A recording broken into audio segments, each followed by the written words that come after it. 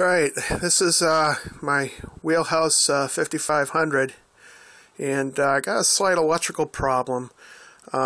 Just a little bit of background. I ran this for about 3 days straight, and all of a sudden there's no output. It was working fine beforehand, and I shut it down, fired it back up, and there was absolutely no output.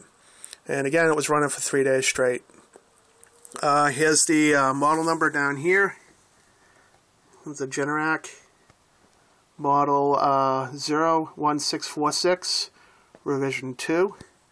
Should be 120 240 volt out, 45 amp, 5500 watt. Here's what I've done so far trying to troubleshoot this thing. I first thought it might have been the circuit breakers, so I checked those out. That checks out okay. Next, I checked my field coil. I read 27.8 ohms. I checked the specs on that, and I feel that looks like it's within specs with the windings. I checked the main winding here, the power winding, measured very, very low resistance. There's practically almost a short. There's a few milliohms above a short. Then I measured the DPE, measured about 1.7 ohms, and I got about 2 volts out when that was running. So this is my suspect right here in the DPE. I checked out the rectifier. I checked out all the diodes, made sure they're okay. That whole board section is okay. And I actually hooked up 12 volts to the field directly. I bypassed the rectifier and went plus minus 12 volts right to there, and I got about 6 volts out on the outlet. So I don't know if that's normal or not when you do that. I haven't worked on generators too much, so I'm just asking for help out there. I'm going to have a second video, and I'm going to show you what I've done. And so basically, what I'm going to do is I'm going to verify that this connects down to this connector. And I'm going to verify the ohms for the field. And I'm going to check the DPE and the bridge rectifier circuit.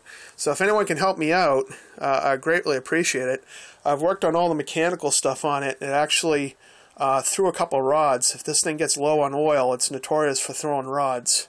And the valve lashing was way out of adjustment on it. It was about 1,000 times what it should have been for the gap. So I got that all straightened out, replaced all the head gaskets, rebuilt the whole engine, and I'd like to get this thing up and running again if I can. If not, I'm just going to have to toss it and use the motor for something else. But the only thing I don't know is that I don't know if there's any thermal switches or anything in here.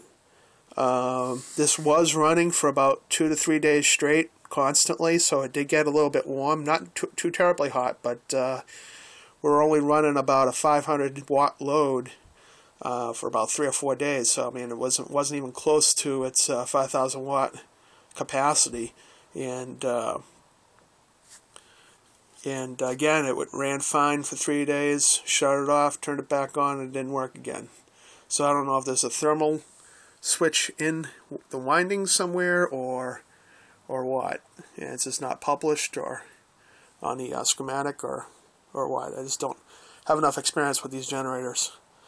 Alright, thanks, and just tune in to video 2 and you can watch me tear it down and I'll do all the tests.